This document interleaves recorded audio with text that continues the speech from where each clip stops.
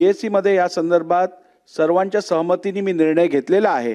त्यामुळे आता मी तुम्हाला या विषयावर अधिक बोलायला देणार नाही। शोक प्रस्ताव।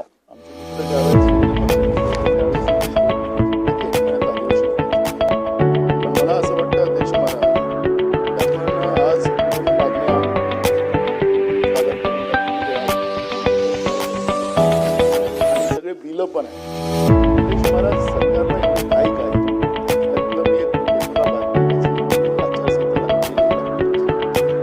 चालेल प्रोसेस मंडळाचं कामकाज सरकारला करायचे असतील काय करायचं? ठीक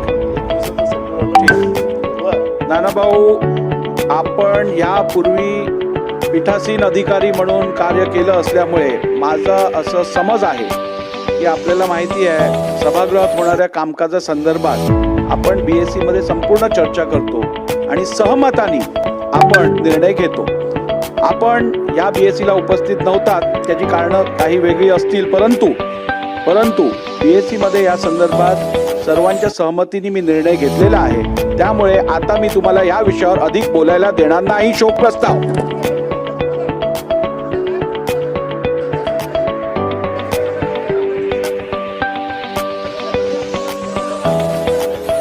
बसून घ्या। भास्कररावांना बोलू द्या। बसून घ्या। बोला।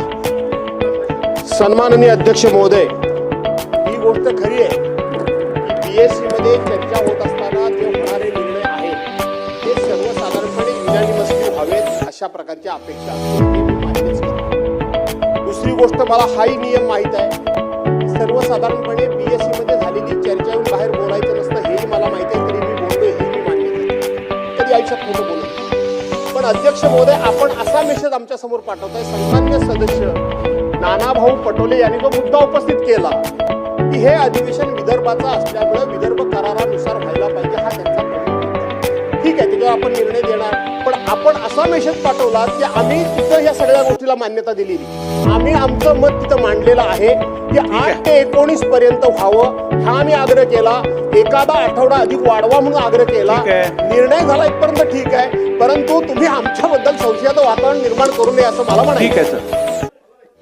अध्यक्ष महोदय, नवीन घडामोडी पाहण्यासाठी आजच आम्ही मुंबईकर 24 तासला लाईक करा, सबस्क्राईब करा आणि अपडेट रहा।